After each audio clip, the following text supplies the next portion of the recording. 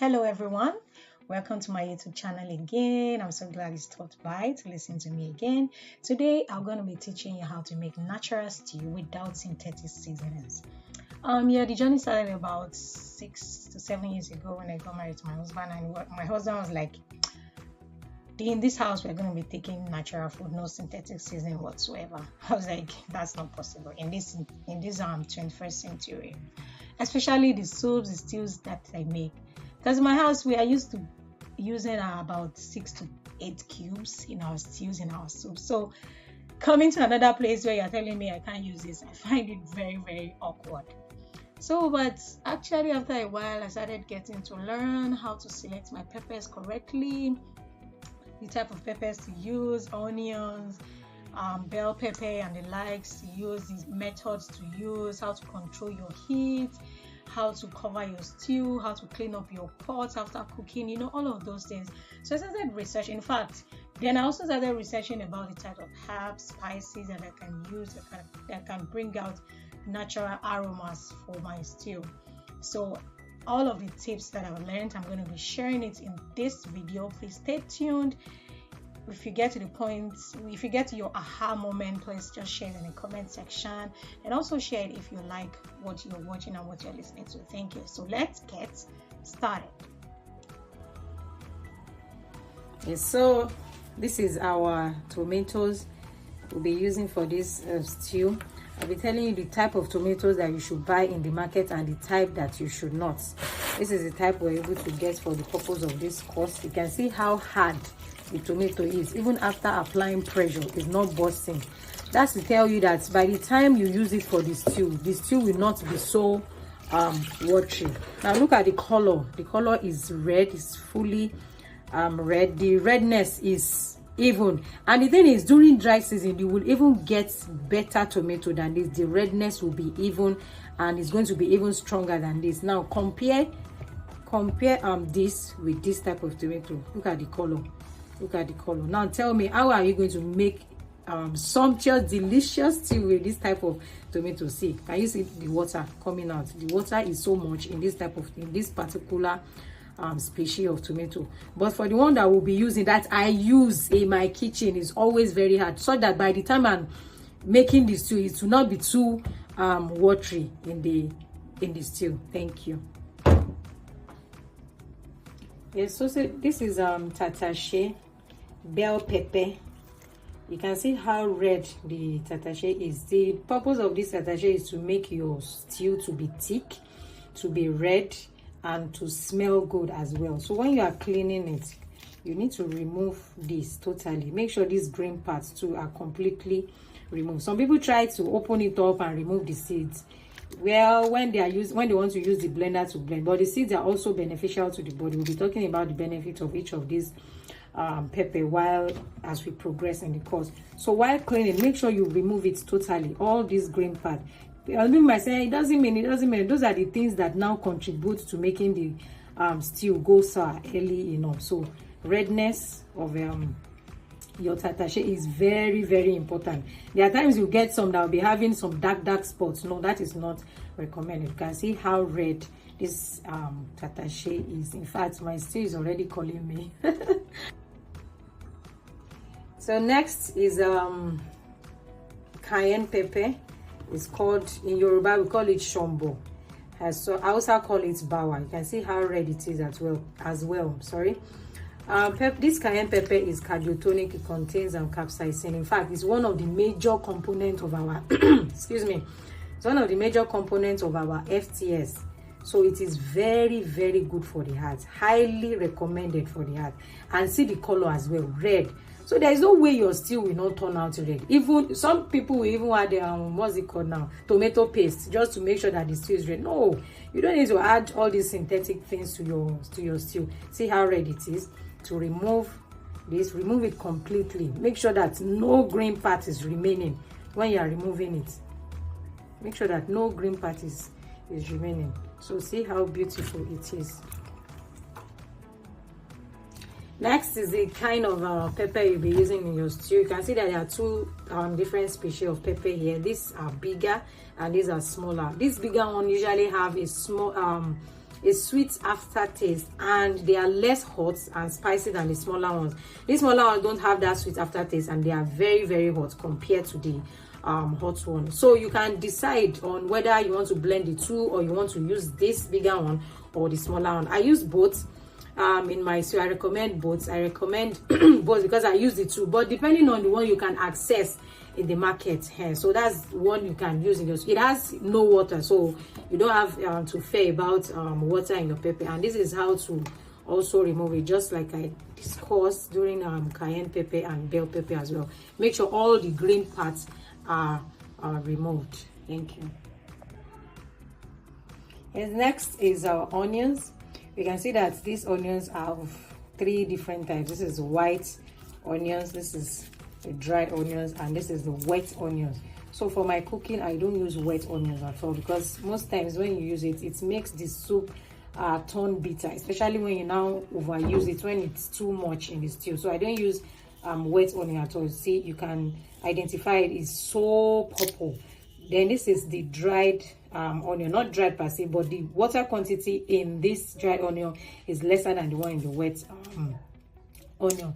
Then this white onion is the sweetest. It's very sweet. It gives your stew a sweet aftertaste, and and a very, very good aroma alongside with the dried onions. So the next is, how do you slice these onions? I always remove this head part, remove this head part, the bottom as well. Then another thing that I do is that I slice it. You can see this part that is inside that looks dried. I make sure I remove it completely. These are the things that affect the taste of this stew. I remove it completely, both on the top here and at the bottom. I remove it completely, just like the stick that is always in the middle of pineapple. You know that part is not always sweet, so it also applies to onion as well. So I remove it completely, and everything becomes white. The same for the other onions as well. Do the same process. Yes, this the dried onion can be very hot. In fact, now my water is about dripping in my eyes. That's how you can even differentiate the dried onion from the wet onion. You can see. Remove all the shell, the middle part. You know what I'm really going after. Yes, cut it like that. You give it a V cut, both at the head and at the bottom. You see, every of the dried part must be removed. So this is the final outcome of the onion. You can see how clean the onions are.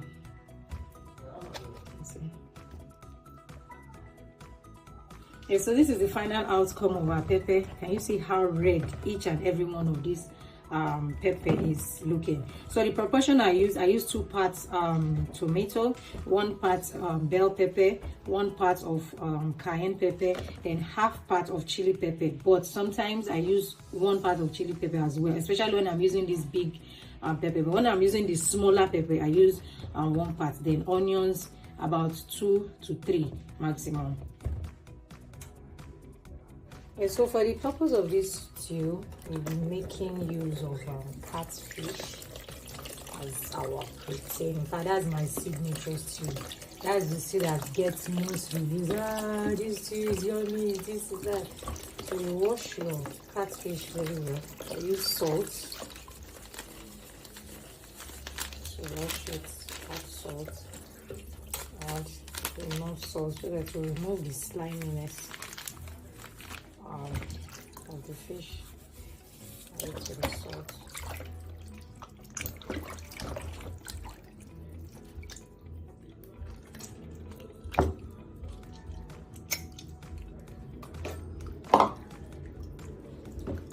Some people like to eat this fish, but I don't. So I think it as much as possible to make it very clean. Very, very, very clean. Very, very, very, very clean. Very clean. So you can decide to use any other type of fish. You can use beef. You know, a lot of people are trying to run away from red meats. You can use chicken, white meat. You can use chevron, but in that process, I recommend white meat like chicken, turkey, chevron than red meat, except you are having a lack of iron and you want to get enough iron. You have a large quantity of iron in your red meat, so you can use red meat. But aside that, fish, white meat are those things that are those kind of protein that I recommend.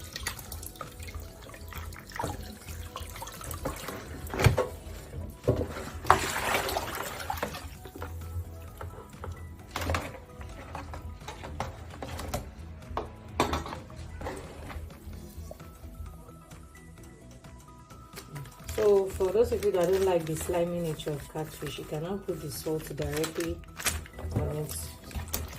So something like this to make sure that the sliminess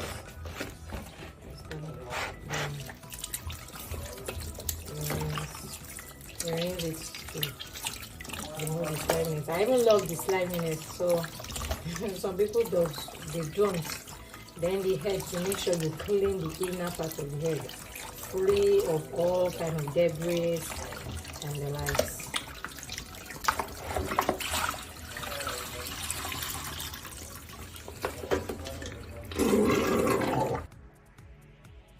Now look at this gorgeous looking pepper. Look at how red pepper is after grinding. I love to use grinding machine, except I have a blender that can take care of all the seeds. I don't really like using blender because most of this blender, the seed will still be showing in the pepper, so I prefer using grinding machine. This is the outcome after grinding. You can see that it's not even watery at all. You can see how thick it is. So that is what you get when you select your peppers appropriately. Yes, the first thing is to make sure that all from the water in our pot dries out.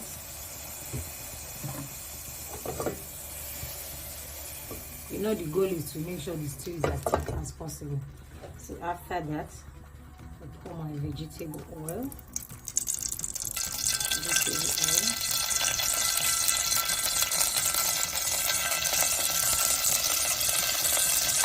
And one magic that I always do, I always mix this vegetable oil and palm oil together.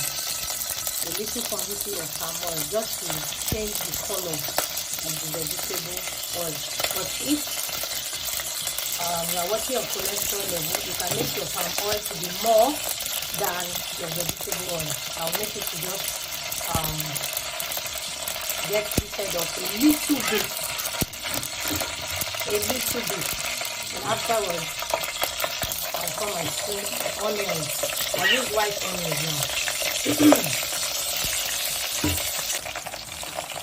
So I fry on low heat. So afterwards I add my pepper.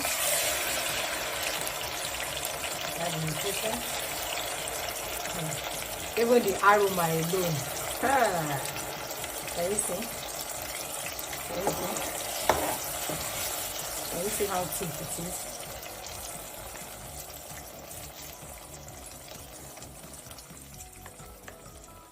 Still on low heat. After adding my pepper, then I'll control the heat. I'll increase the heat a bit.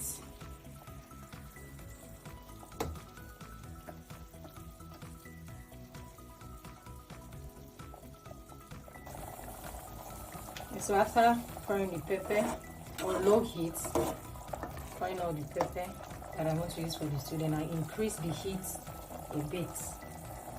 That's the art of heat control.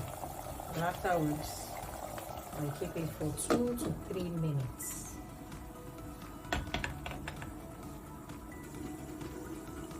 Yes, so can you see how bubbling it is? Then the next is you can add our all-purpose spice, our own signature all-purpose spice, the brand of herbs and spices academy. When you are pouring your spice in your stew, don't hold your spice directly on your stew, because of the steam in the stew can enter your spice, and that will contribute to moisture in your spice. So I recommend our spices, all-purpose spice, a substitute for Maggi. It's very, very good for you. It's a combination of about 6 to 7 spices. And after that, add the salt. You see, this is how I add my salt. Very little. Even with the aroma alone, I can tell that the salt is enough. Then afterwards, I add the fish. The fish is still a bit slimy. If I like it when it's slimy like this, but if you don't, you can use salt to wash it, or you can use lime. So after adding the fish, cover again for another 10 to 15 minutes. Okay, so after 10 minutes, this is what we've got in. Then before I bring it down, I always add simply sliced simply to my catfish stew, just to give it that aroma. You know, simply helps with blood sugar, reduce blood sugar, iron, and helps to detoxify as well, just a little, to give it that aroma. You know, simply is an aromatic herb, so you might choose to add it, you might choose not to. So after that, I'll leave it for just a minute, and our stew is done. Yes, so our stew is ready. You can see. It's ready. So yay, finally our stew is ready. Is this not looking sumptuous, delicious, yummylicious? So what I'll do is to turn off the heat. Yes. Then the heat, and you can do like this. It's not really advisable to use spoon at all times when you're turning your stew, especially this type of fish. The stew can scatter the fish. Then you might be wondering, I didn't put garlic, I didn't put ginger. We have all of those in this our all-purpose spice. We have ginger, garlic, turmeric, and a number of herbs. So it served the purpose of fresh spices. Then the next thing I would do is allow the stew to cool a bit, then to cover it. When you're covering your stew, don't cover it totally. Cover it like this to allow the steam to come out, because when the steam evaporates through the cover of the pot, it can start dripping in the stew, and it will start reducing the concentration of the stew. These are the things that makes the stew to turn sour fast enough. So cover it this way for it to cool down, and after cooling, we can now clean the sides of the pot to make our stew look very neat in the pot. And the pot is quite cool now, so we can clean the tip of the pot so it doesn't look dirty. You see, do it gently.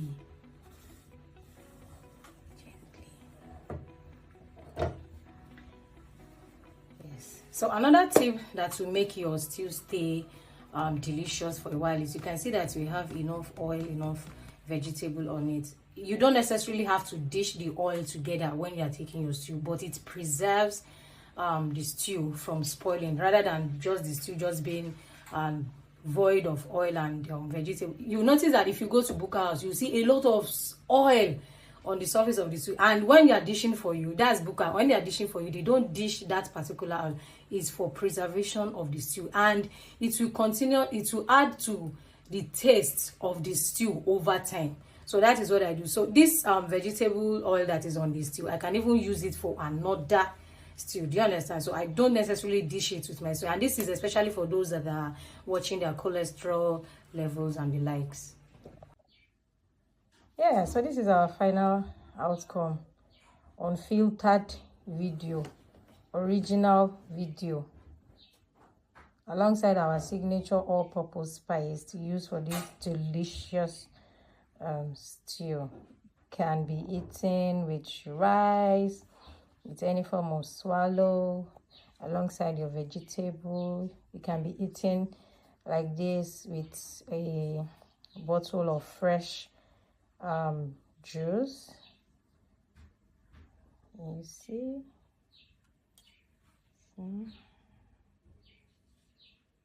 Beautiful, right?